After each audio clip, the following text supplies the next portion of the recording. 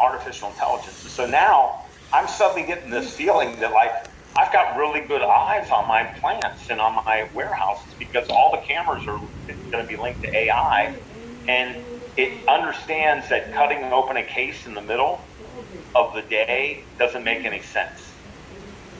And now it may, in another case, find someone cutting open a case and they were just doing a check. Okay, that's fine. They don't get in trouble. It's flagging suspicious behavior, and it's flagging people being in a place that they shouldn't be in.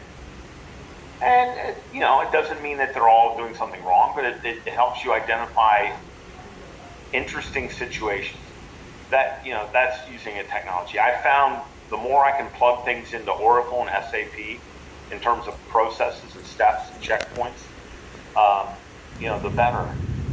We've moved to Salesforce on our sales team. Now I know people don't like it, but we had long believed, and trust me, I've been in and out of sales my whole life.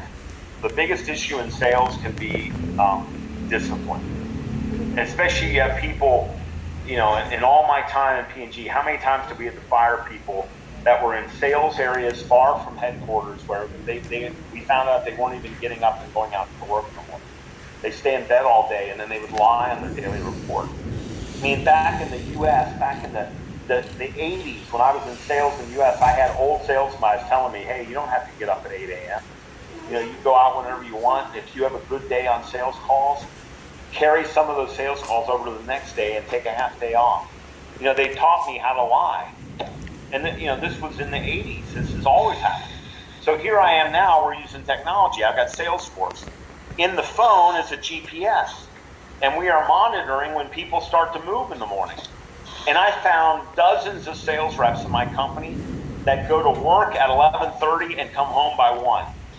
90 minutes a day of work. They're all getting fired right now because they were abusing. We pay them to get up and be on the road by 8 and be home by 5. That's what I pay for.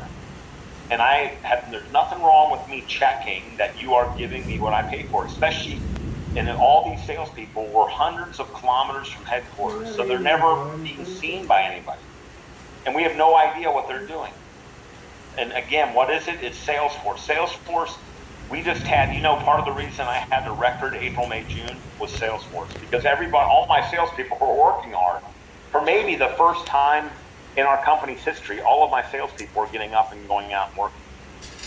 Because before they were sometimes staying home and staying in bed and taking an off day, but they didn't report it as a vacation day. They reported it as a work day. That they didn't even get up because they say, I'm having such a good month. I'm so far ahead. I can take the day off. I don't have to go out and call any customers. I'm way ahead. You can't do this. So I think what I would ask you to do is try to find those ways that you can keep a handle on stuff and use technology, use tools, talk to some IT folks and say, what are tools that can help me manage all this different stuff going on at once? And put together a system that you can do it, especially in today's world.